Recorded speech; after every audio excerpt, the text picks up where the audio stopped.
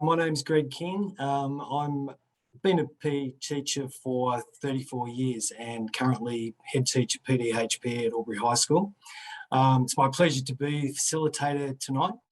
So firstly, this is our second webinar in our series on working together to strengthen consent education.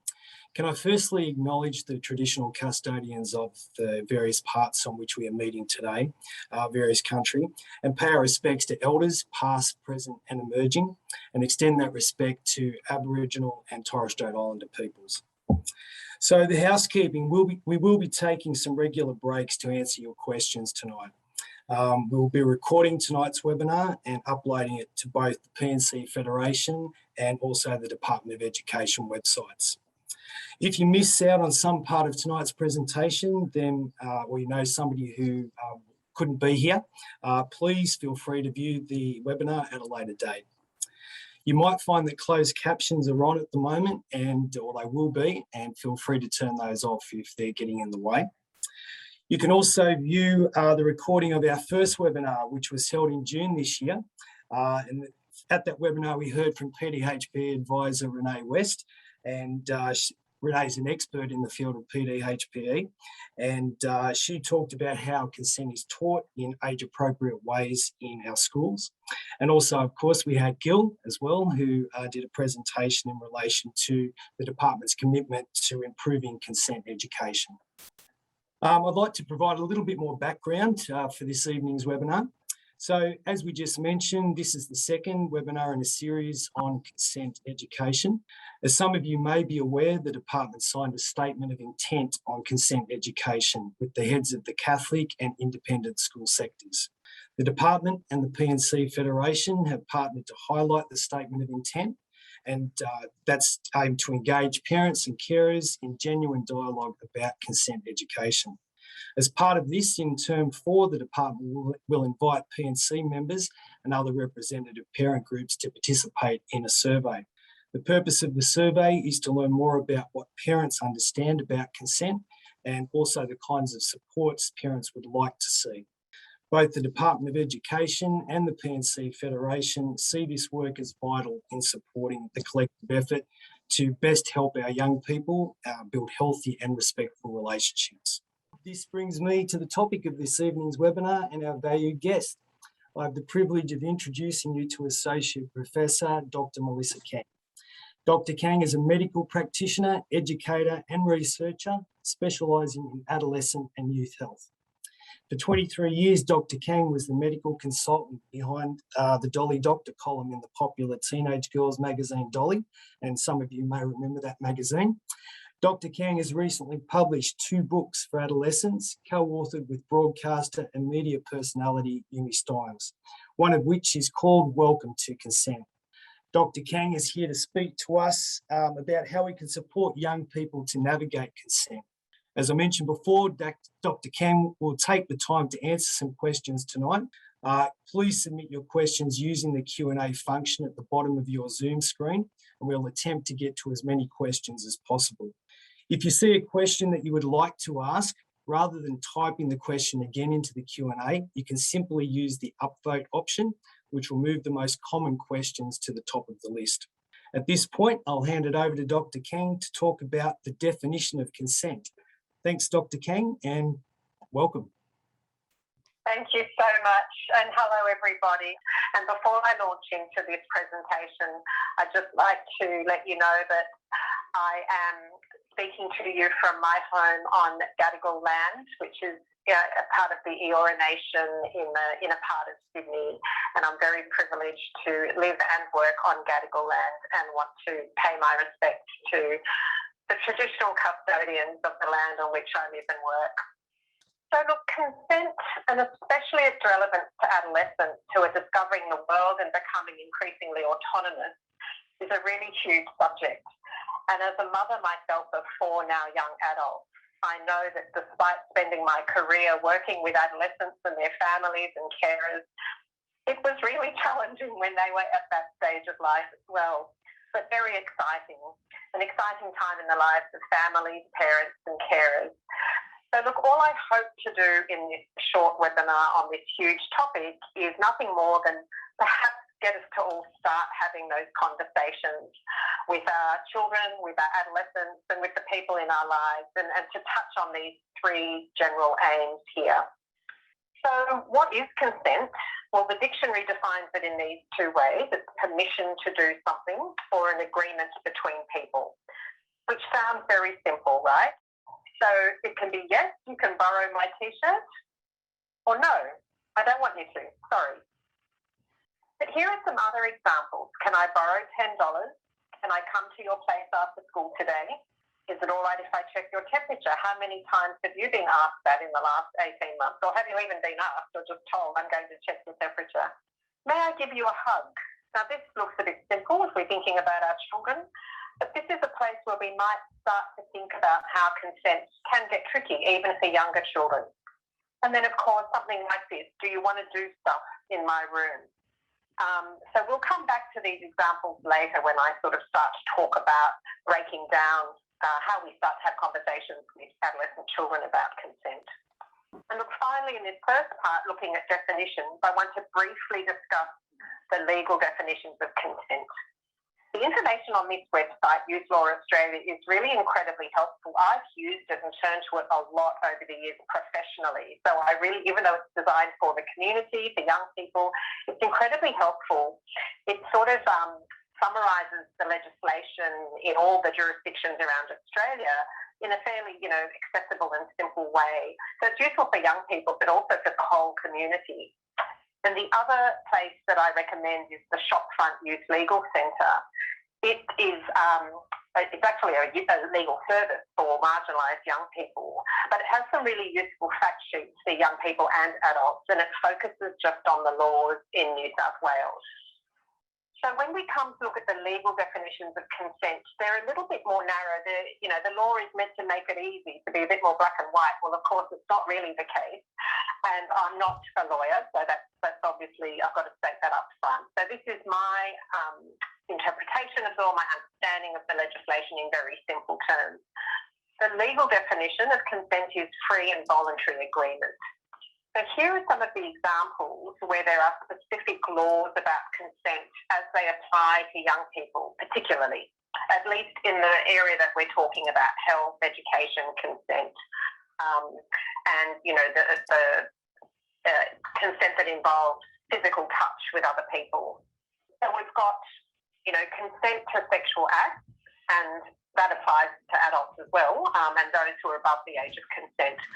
It's important to know that a sexual act is quite broad, and it can include behaviours or practices such as intercourse, but also touching, and some acts that don't involve touching. I'm not going to go into great detail about what those are at this point.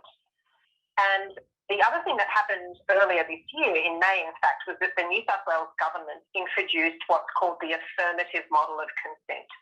So this related particularly to sexual consent, and it meant that a person does not consent to something unless they said or did something to communicate consent.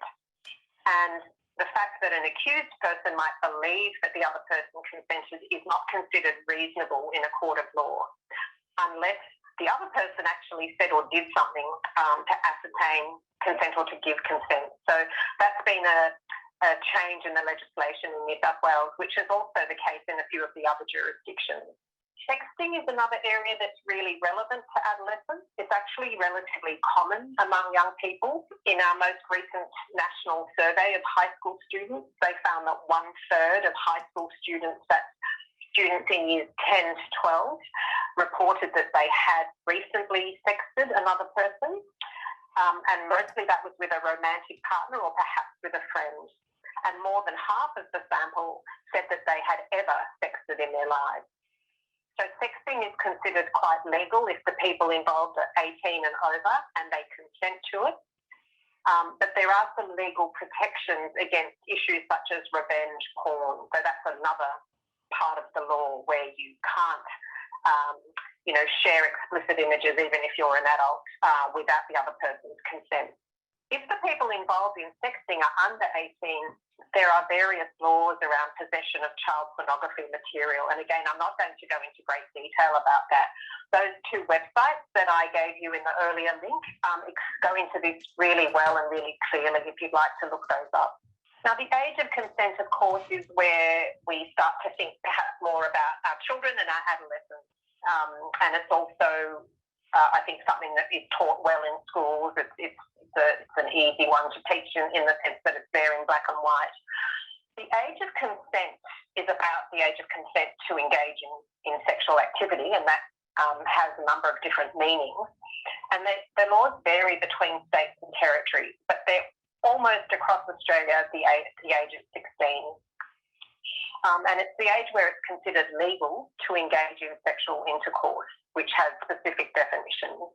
So here in New South Wales, it's 16, but that age increases to 18 if the young person is in the special care of another person, such as a parent, step-parent, a grandparent, a guardian, a teacher, a coach, like a sports coach or a music teacher or a religious elder, somebody like that. So they're considered people who have specific caring roles, and the age of consent then goes to 18.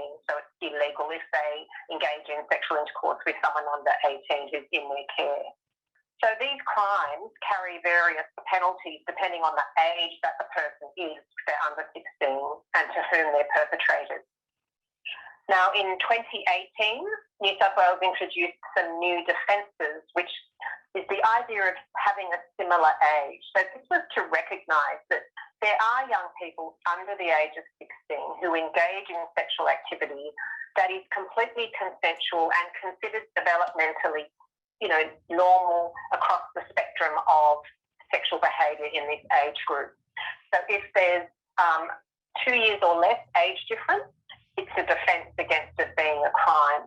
Again, I won't go into any more detail about that, but happy to answer questions if you have them. The last two I've got on the slide about consent to medical treatment or to participate in research, I'm not going to go into, but they're relevant very much in my line of work, and certainly in the work I do as a doctor and when I train medical students, nursing students, and people who are training to become specialists. This is a really important topic for them. So the only thing I'm going to say about that is that in Australia, the law recognises what's called the mature minor principle for young people who are under 18.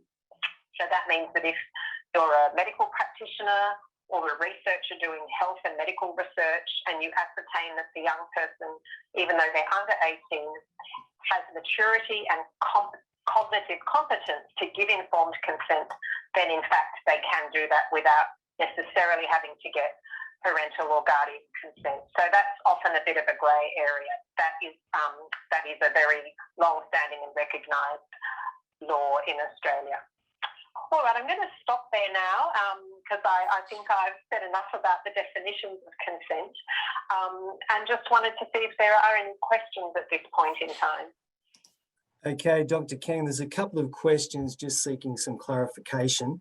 The first one, at what age can a child either provide consent or be asked to provide consent? Yeah, that's a good question. It does depend on what it's for. So if we're talking about intimate activity, sexual type of activity, in New South Wales, it's 14, the minimum age, before it becomes illegal. And again, the age of consent is 16, but if you're 14 or 15 and the person that you're consenting to have an intimate activity with is within 2 years of your age, it's a defence against that. In other states like Victoria, though, the minimum age is 12. And again, that 2-year age gap applies, but you can be as young as 12. And what that means is you're not considered to be committing a crime. It's not making a judgment that you might be concerned about that, but it means that they're not actually committing a crime if they're 12 and within 2 years of age of each other. So I don't know if that's answered the question, but in terms of something like medical treatment, in fact, this might sound bizarre, there's no lower age limit, in fact, but it makes absolute sense that, someone younger than 12 certainly would not really, and probably even 12 or 13, may not have competence to consent to something, depending on what it is. I mean, if you're bandaging up a sprained ankle, that's probably going to be okay. But if you're doing something like administering a treatment that could have dangerous side effects or doing an operation, then that changes it completely. So in terms of medical consent, it does depend on what the procedure is. Yeah. Was that question? Yep, thanks for that. Another point of clarification, I think you have answered this, but just to clear it up, in a situation where teenagers both consent, what is the law around minimum age and or the age difference? Just to clarify. Yeah, so look, I do happen to know New South Wales and Victoria, so 14 in New South Wales, 12 in Victoria, but I can't remember off the top of my head the other jurisdictions, but it is on that youth law website. And again, you know, it's still considered against the law to have sexual intercourse, which has its definition, if you're under 16.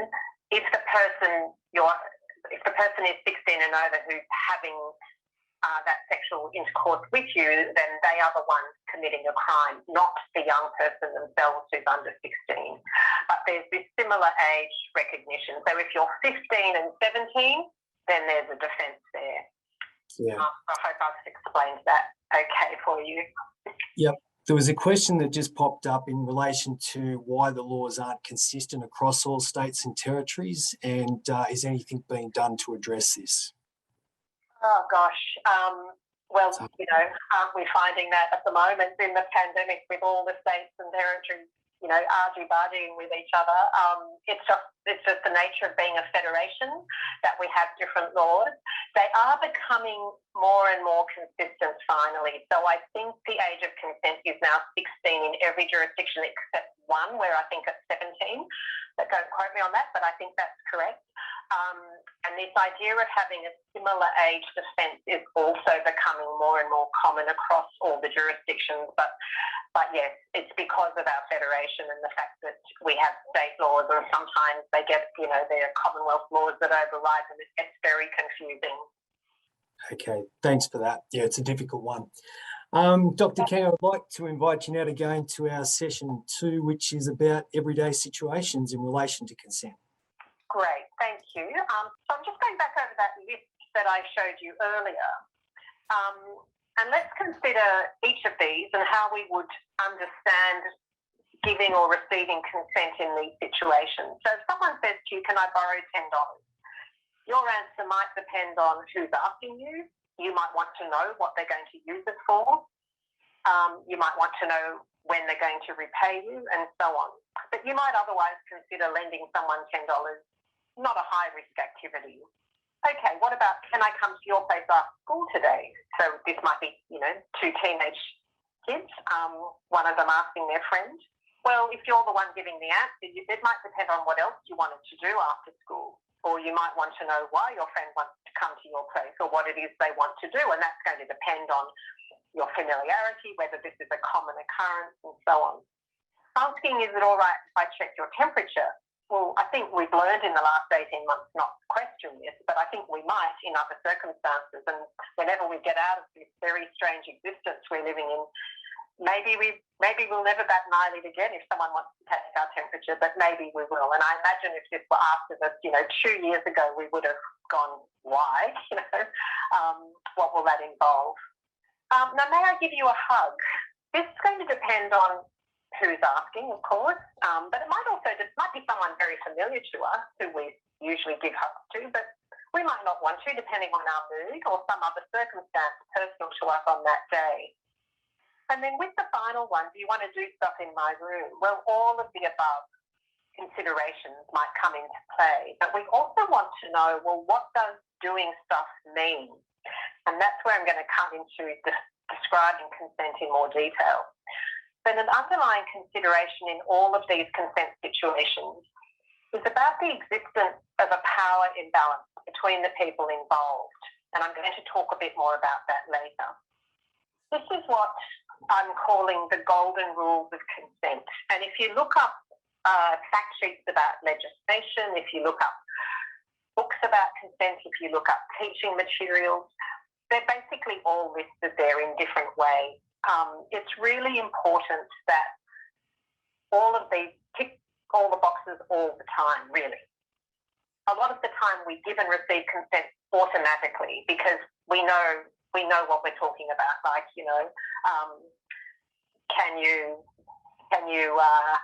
can I borrow your T-shirt? Like I said before, that might be something that's very commonplace in the home and not something we have to think about.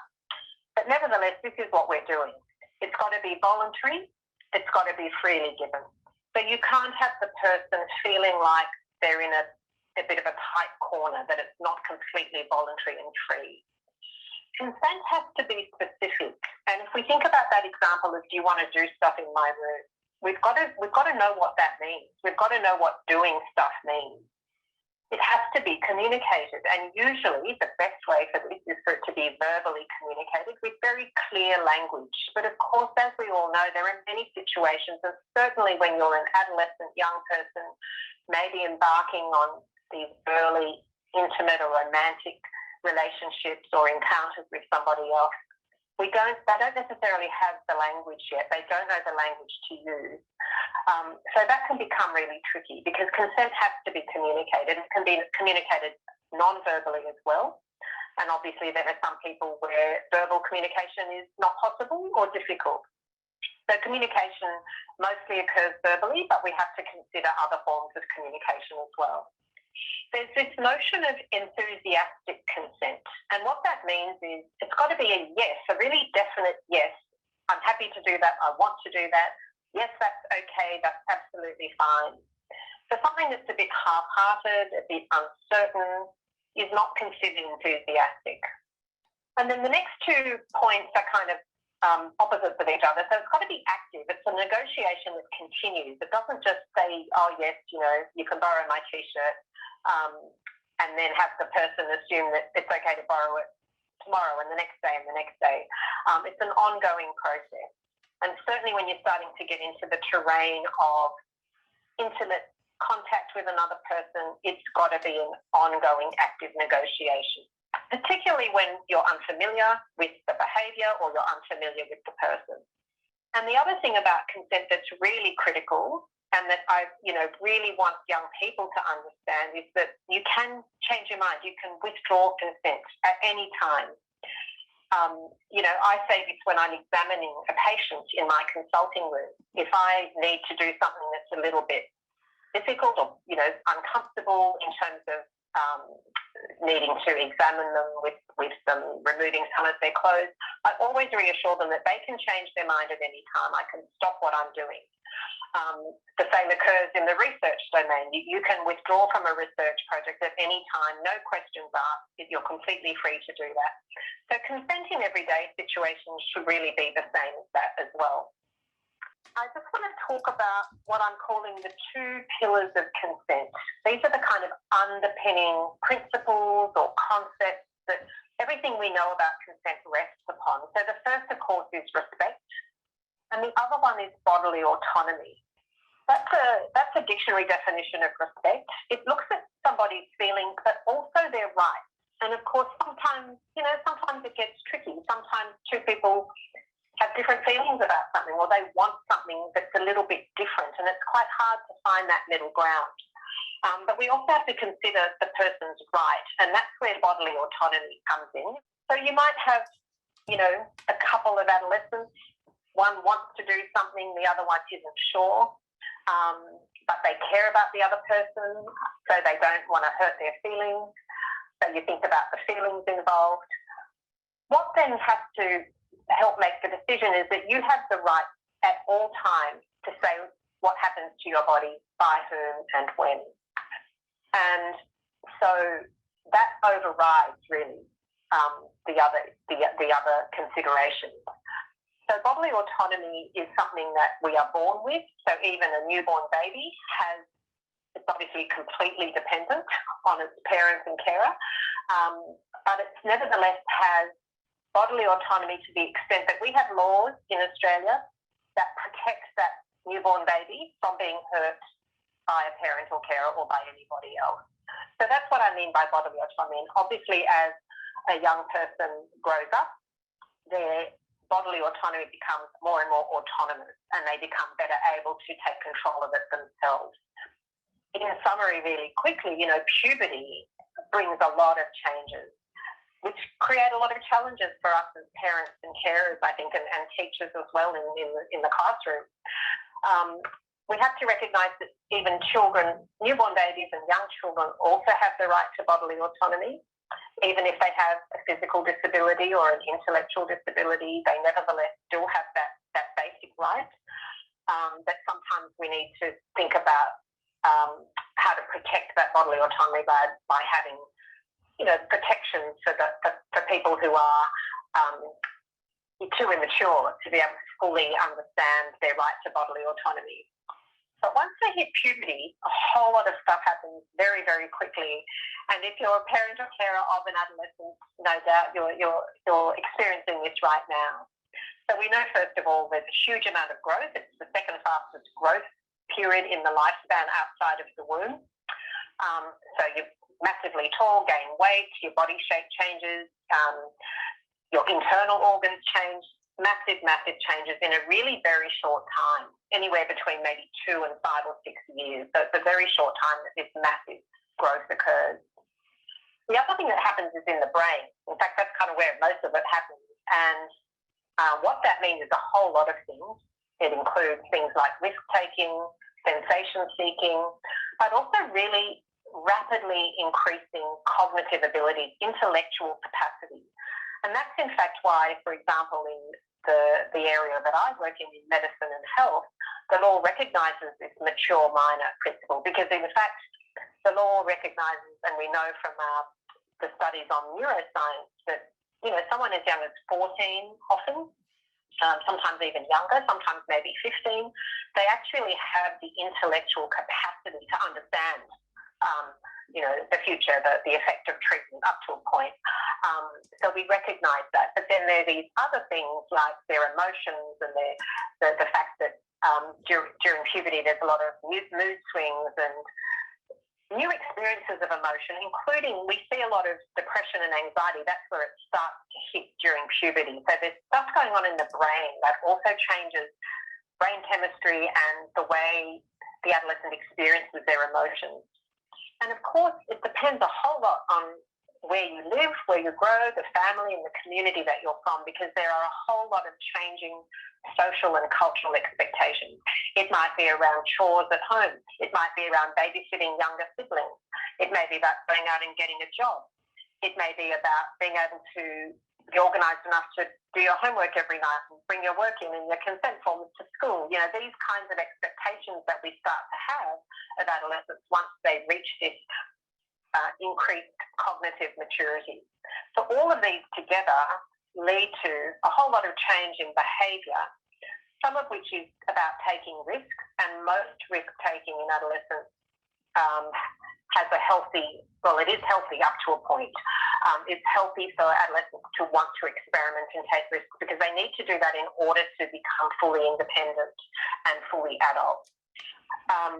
But of course, it creates a lot of angst for the adults who care about them.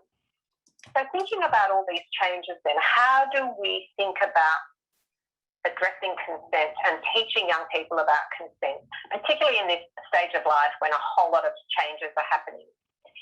So it's a very complex topic, but I think we can sort of simplify it if we think about the golden rules that I mentioned earlier. And then we think about this idea of self-awareness and the individual person making that connection between their feelings, their thoughts and behaviours. And it's a really good place to keep coming back to over and over again.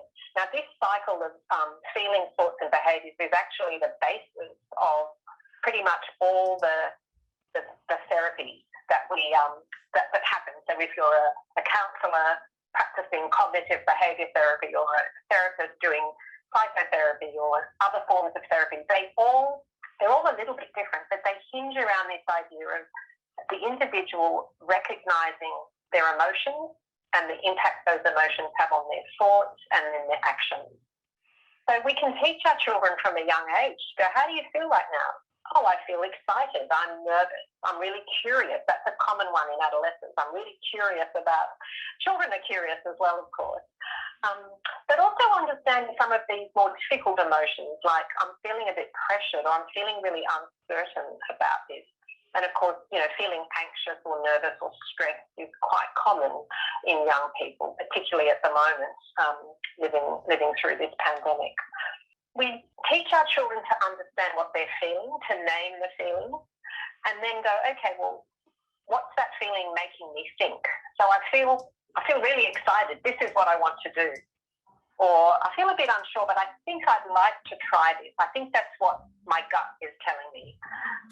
Or I'm dying to know what's going to happen next. I'm really into this. I can't wait to get to the next step.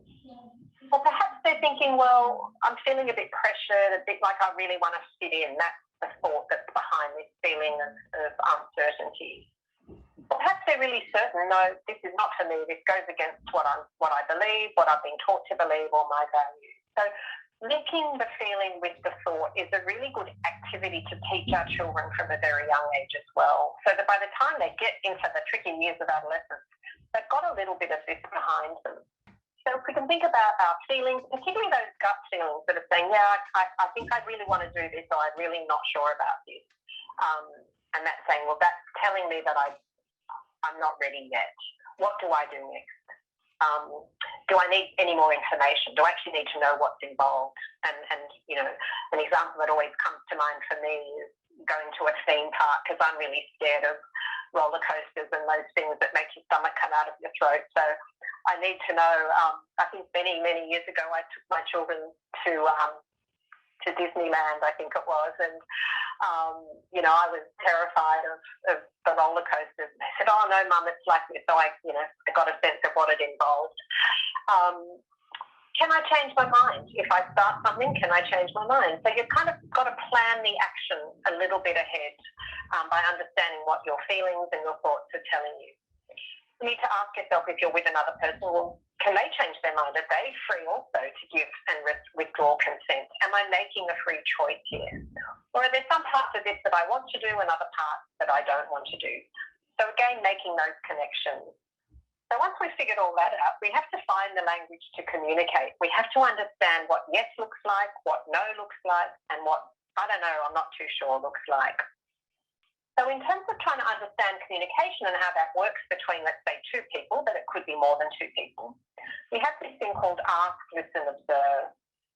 So you ask your friend, you ask your romantic partner, you ask your parents, may I do this? Shall we do this? Is this okay? Are you comfortable with me touching you here? Can we do this together?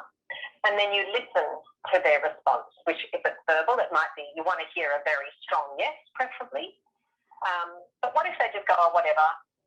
Or what if they say, oh, yeah, but they don't make, they don't sound very certain in the tone of their voice. So you're listening for the response, learning to understand verbal communication, and then really observing the non-verbal communication that goes with that. And if you're not sure, you ask again. You just check again.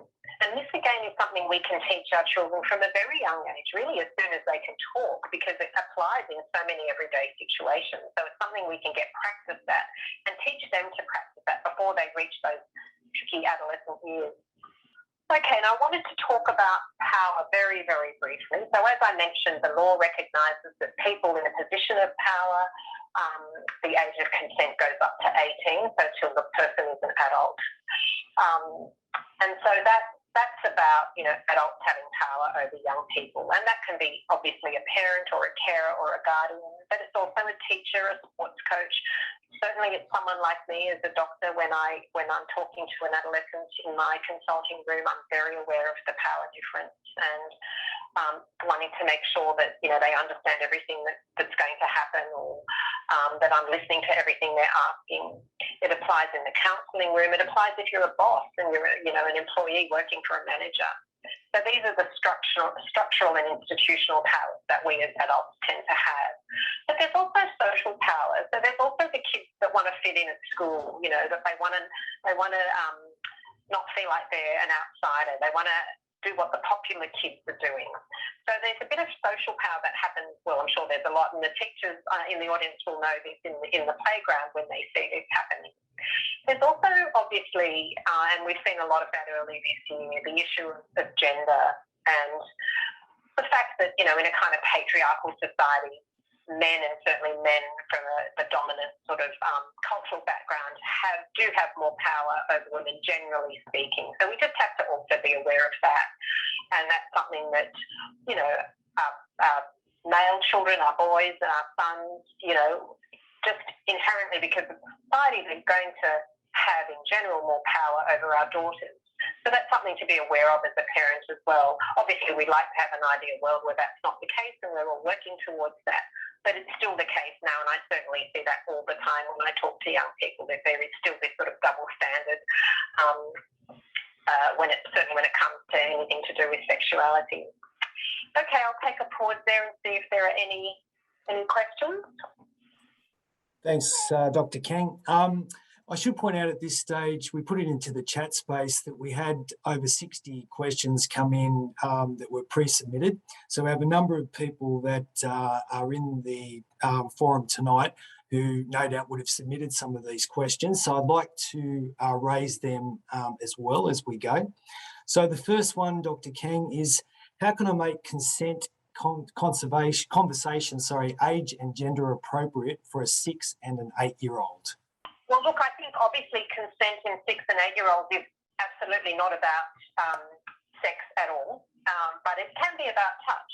So about, you know, teaching them about hugging or kissing, and it might be a relative, you know. So teaching them about, you know, it's okay to, you know, someone should ask you if you want to give them a hug. Do you want to give Uncle so-and-so a hug or Grandma a hug today?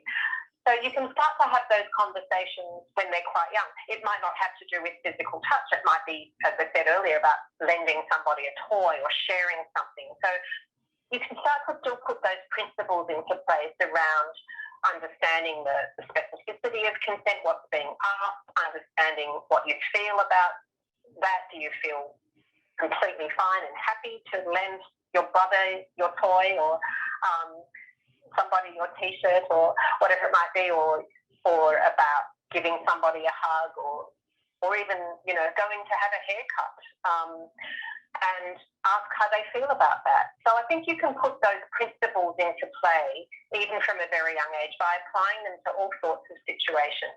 I'm not suggesting that we slow down our everyday life by having these consent conversations with every single thing we do, but I think there are always going to be opportunities in everyday life to find a way to start to have that conversation. Okay. Next question. What are the best ways that you see to apply consent principles for young kids to teach them the importance of respecting when a peer tells them to stop?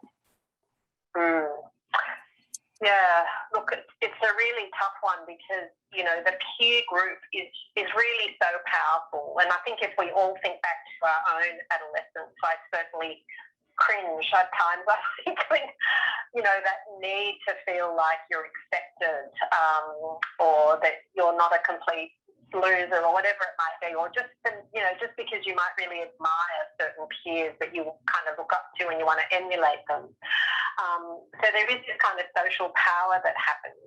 But I think, you know, we can teach our children to, first of all, understand their own emotions, but then also be able to think about, well, how might your friends be feeling in that situation?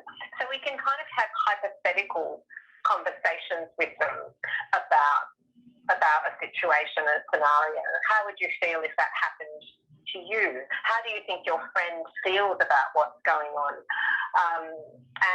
And certainly we can teach them about respect. You know, if somebody doesn't want to do something, it's not respectful, it's not nice, it's not kind to make them do something. We can have a talk to them and try to understand what they're feeling and why they feel that way.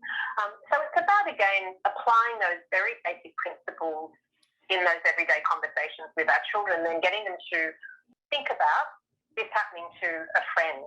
And I would have to say, you know, Greg mentioned earlier that I wrote for Dolly Doctor for many, many years. And sometimes, not a lot, most of the questions that came in seemed to be from the person themselves asking about their own experience. But every now and again, you'd get one about their friend, you know, the scenario where the friend is being pressured to do something or they're worried about their friend.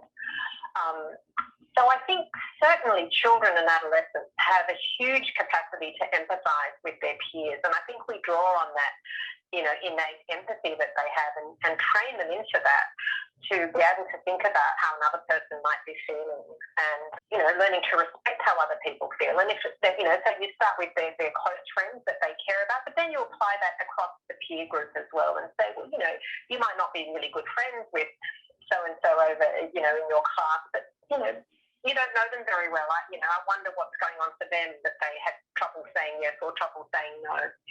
So I think, just again, applying those basic principles and extending them to other kind of hypothetical scenarios can help. Another pre-submitted question. How do you support parents who may feel that consent education is in some way blaming their children or attacking their parenting? I guess I'd be asking, is that, if that's how parents are feeling, then that's in itself concerning, and it might be important to maybe to have a conversation with the teacher or whoever in the school about why that's how they feel.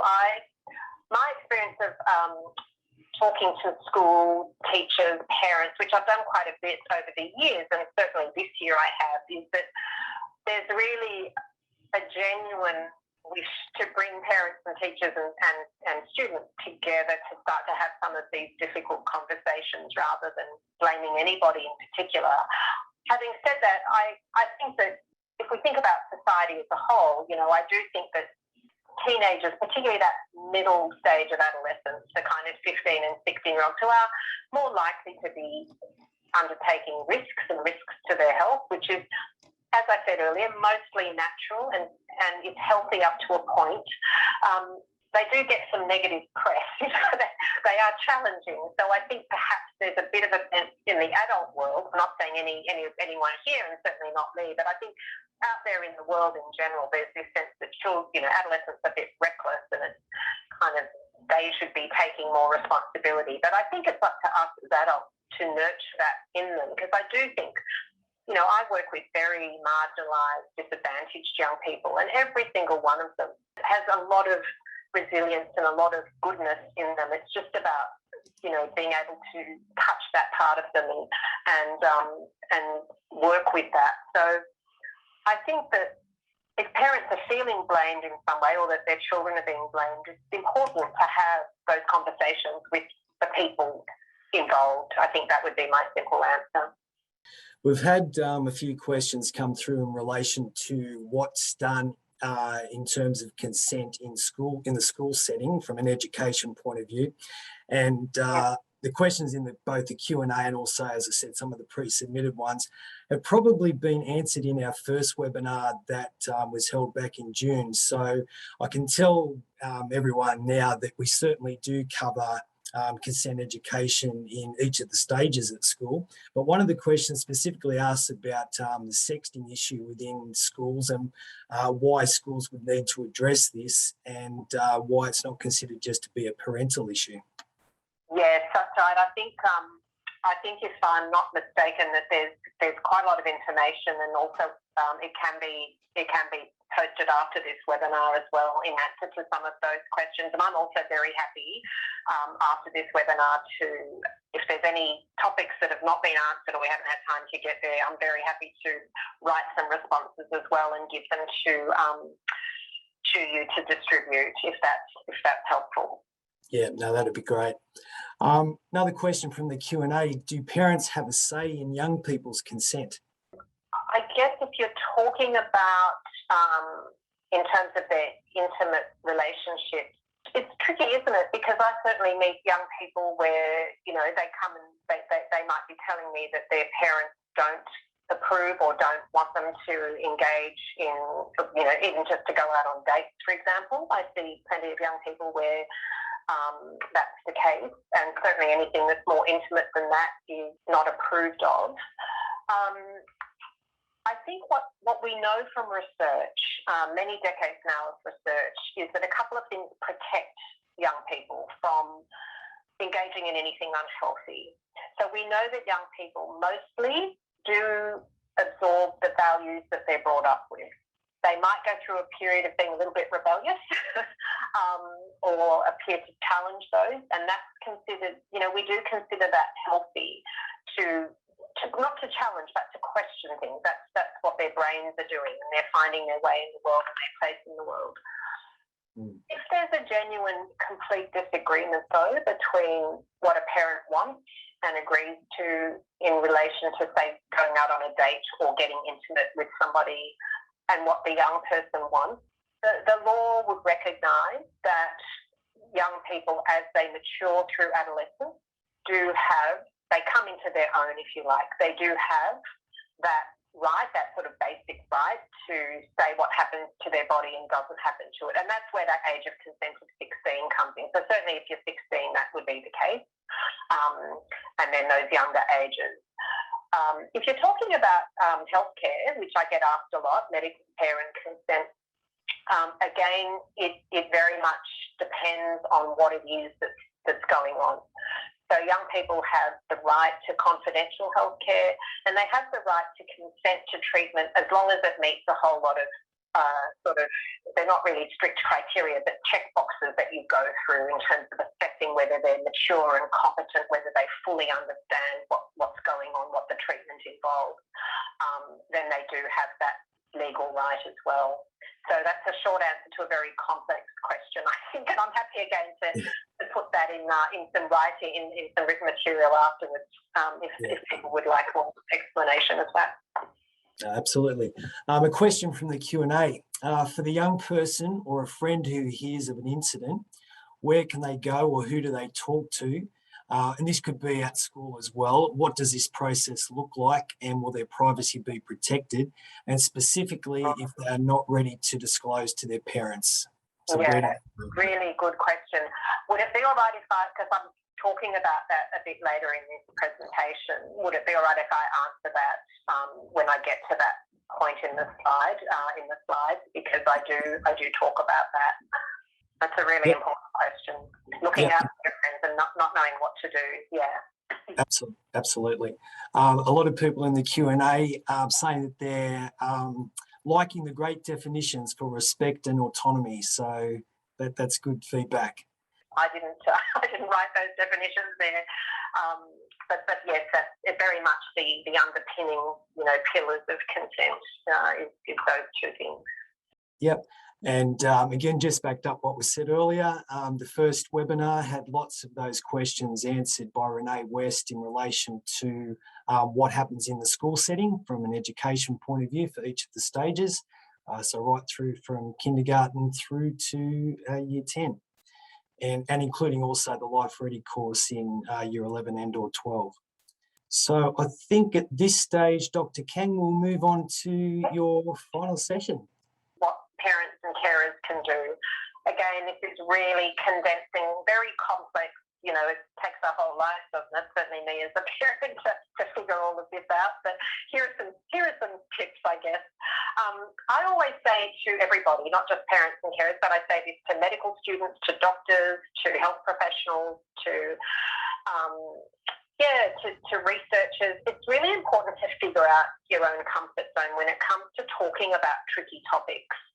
Now, for me as a parent, I will have to say that I found it tricky talking to my children about alcohol. I was really strict about alcohol.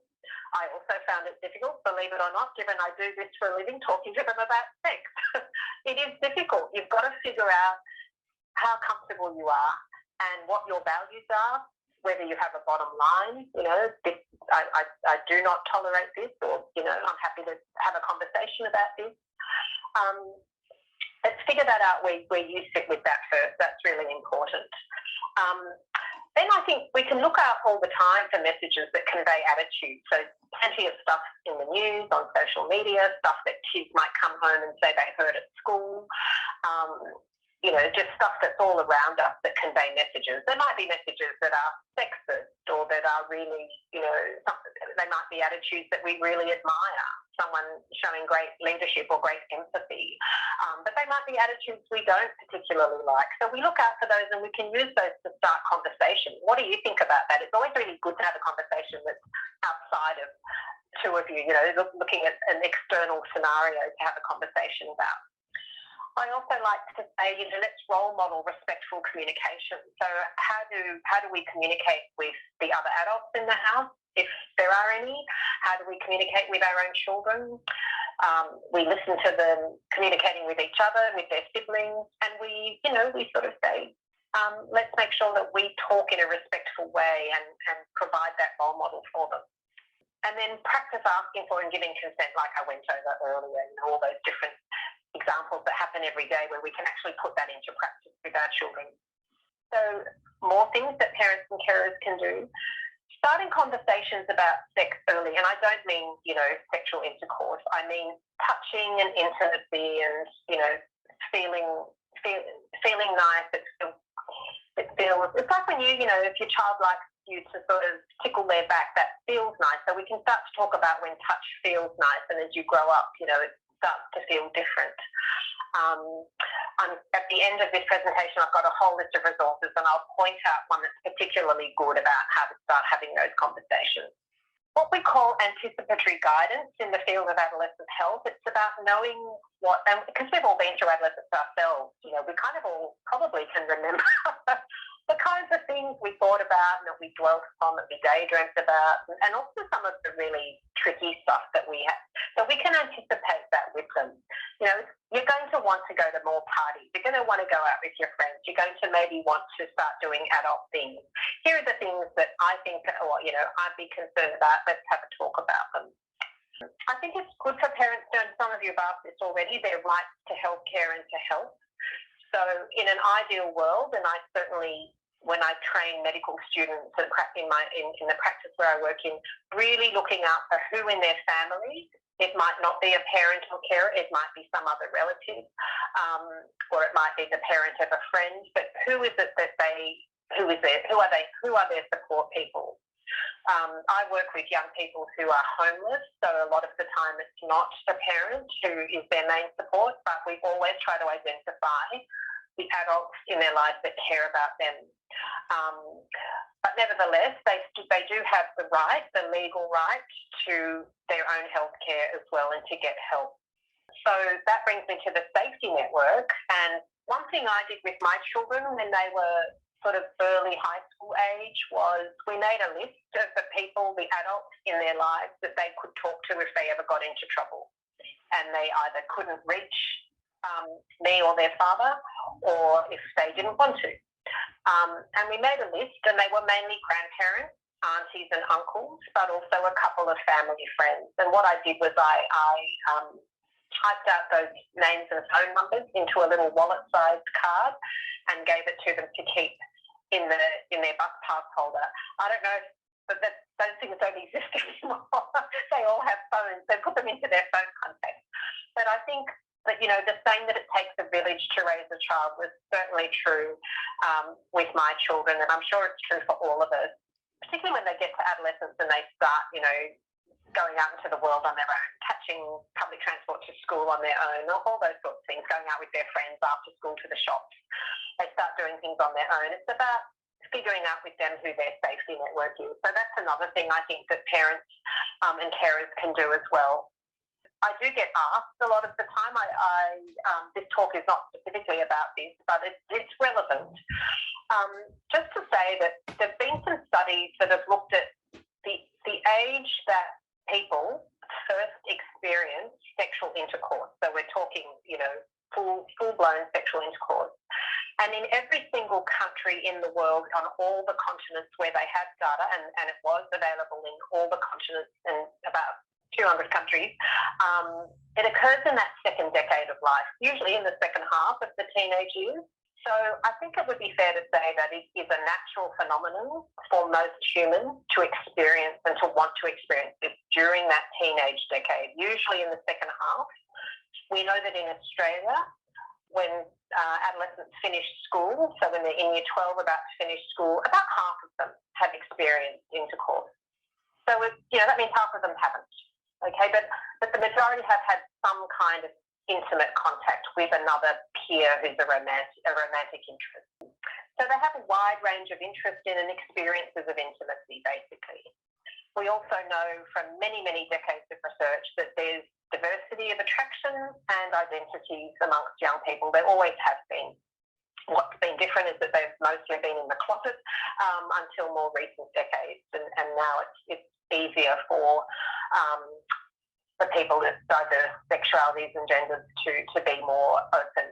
And so, yeah, the behaviour, I mentioned sexting earlier, a lot of how young people experiment now with their sort of sexuality and with romantic partners, where they might do their flirting, but also perhaps the more sort of sexual content happens online. So that's all I'll say about that. But just to say that we do have really good data now in Australia and in many parts of the world that tell us a lot more about what young people do in this second decade of life. So someone asked about where to go for help. Okay, so these two numbers, you've probably seen them a lot, particularly this year. You would have seen the 1-800 Respect number and Lifeline. The way these services work, they are telephone helplines. They're also chat. They have chat functions on their website. And if you go to 1-800 Respect, they will ask you what state you live in or you're from, and they will get a little bit of information about the nature of the call.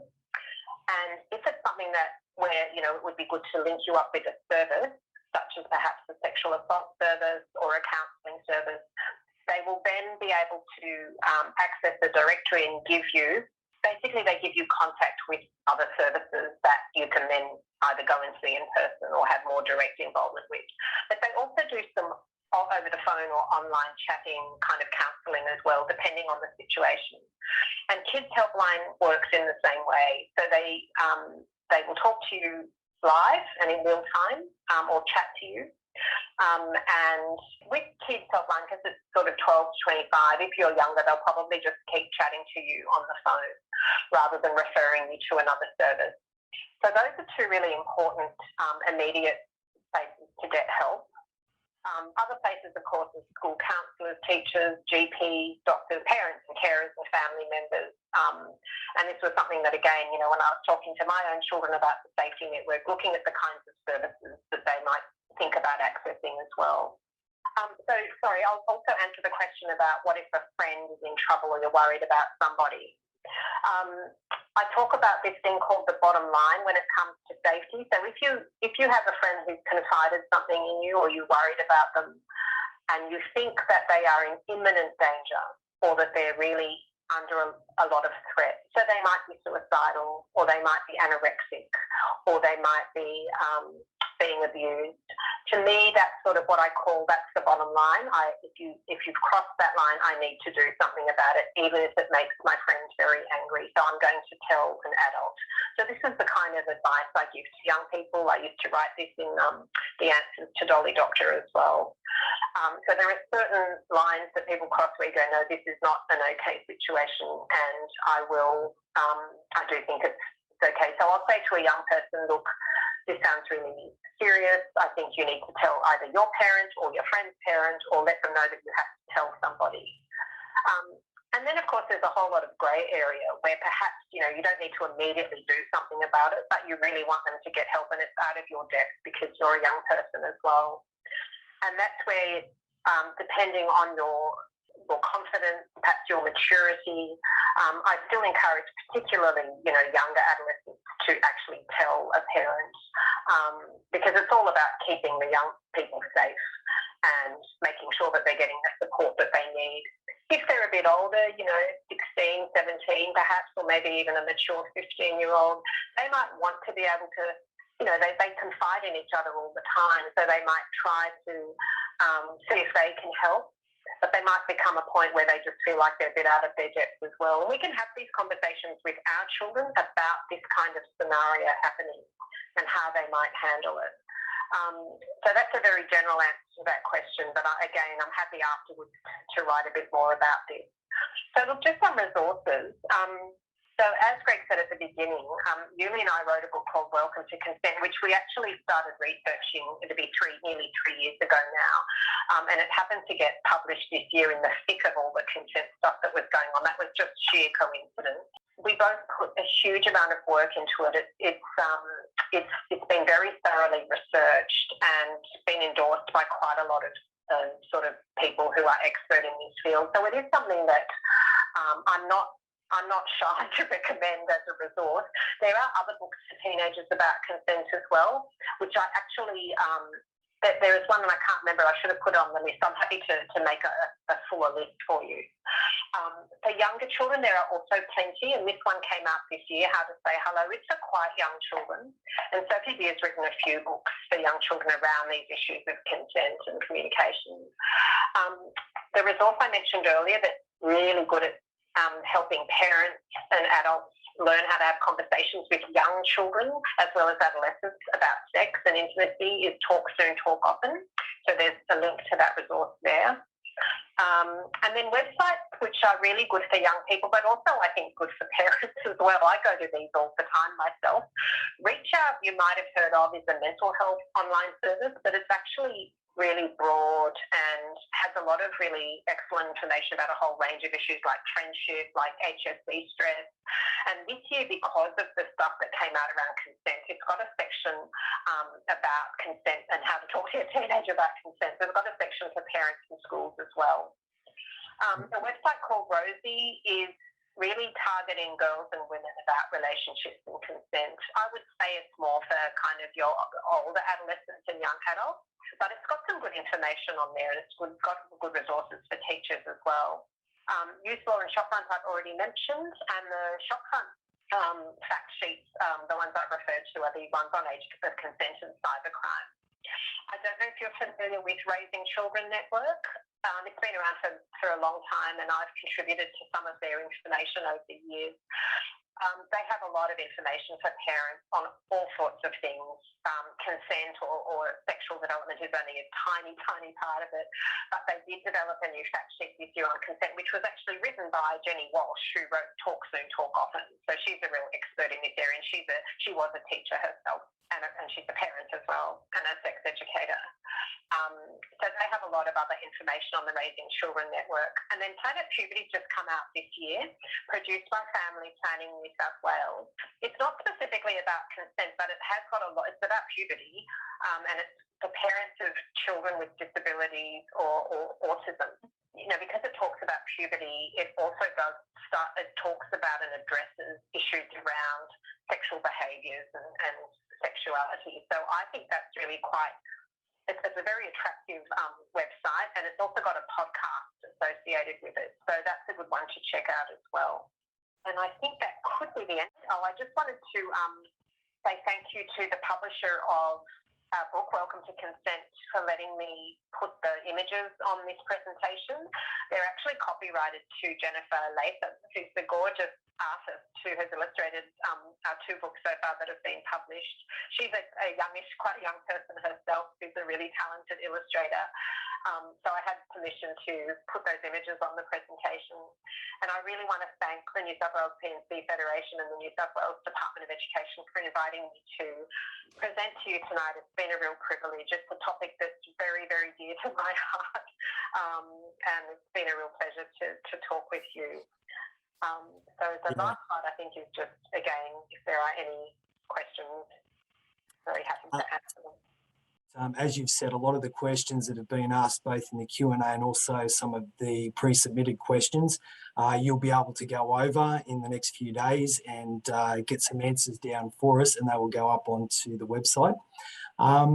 A lot of the questions that were up in the Q&A, I'm just looking there, you've actually answered in that resource session that you just completed, so that was great. Yeah. I want to express again my sincere thanks to you, Dr. Kang, for your clarity and expertise and for taking the time to present for us tonight and to answer the questions as well.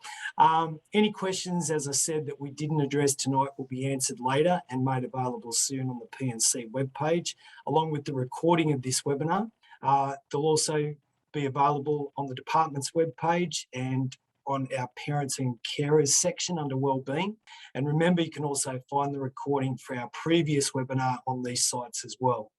Keep an eye out for information on future webinars in our series on consent, as well as the upcoming survey for parents. Don't forget that one.